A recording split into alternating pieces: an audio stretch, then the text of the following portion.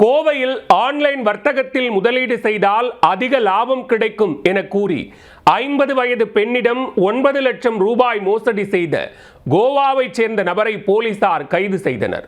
பண ஆசையை தூண்டி கைவரிசை காட்டிய சம்பவத்தில் நடந்தது என்ன?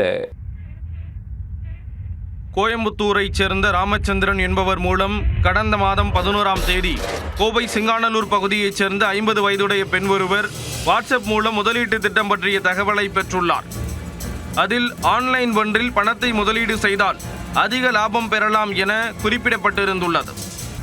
இது குறித்து அந்த பெண் ராமச்சந்திரனிடம் விசாரித்த போது வர்த்தகம் மூலம் பெரும் லாபம் ஈட்ட முடியும் என்றும் மற்றவர்கள் முதலீடு செய்து லாபம் பெற்றதற்கான ரசீதுகள் என சிலவற்றை அனுப்பி வைத்துள்ளார். அதை கண்மூடித்தனமாக நம்பிய பெண் தானும் முதலீடு செய்கிறேன் என ராமச்சந்திரனிடம் கூறியுள்ளார். ஆடு தானாக வந்து தலையை விட்ட கதையாய் பெண்ணிடம் சிறுக சிறுக பணத்தை கறந்துள்ளார்.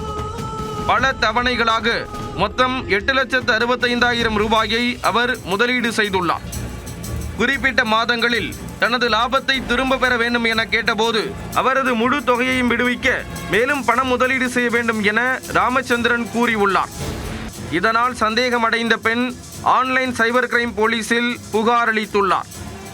பின்னர் காவல் நிலையத்தை நேரடியாக அணுகி அதிகாரப்பூர்வ புகார் பதிவும் செய்ததை அடுத்து வழக்கு பதிவு செய்யப்பட்டது. இது தொடர்பாக போலீசார் தொடர்ந்து விசாரணை நடத்தி கோவாவைச் சேர்ந்த ராமச்சந்திரனை கைது செய்தனர். ஆன்லைன் வர்த்தக முதலீடு என கூறி பலரையும் இவர் ஏமாற்றியுள்ளது தெரிய வந்துள்ளது.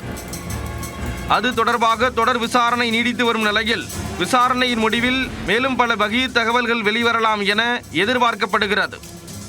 ஆன்லைன் வர்த்தகத்தில் முதலீடு செய்தால் அதிக லாபம் கிடைக்கும் என கூறி 50 வயது பெண்ணிடம் 9 லட்சம் ரூபாய் வரை மோசடி செய்யப்பட்டது கோயம்புத்தூரில் பெரும் பரபரப்பை ஏற்படுத்தியுள்ளது.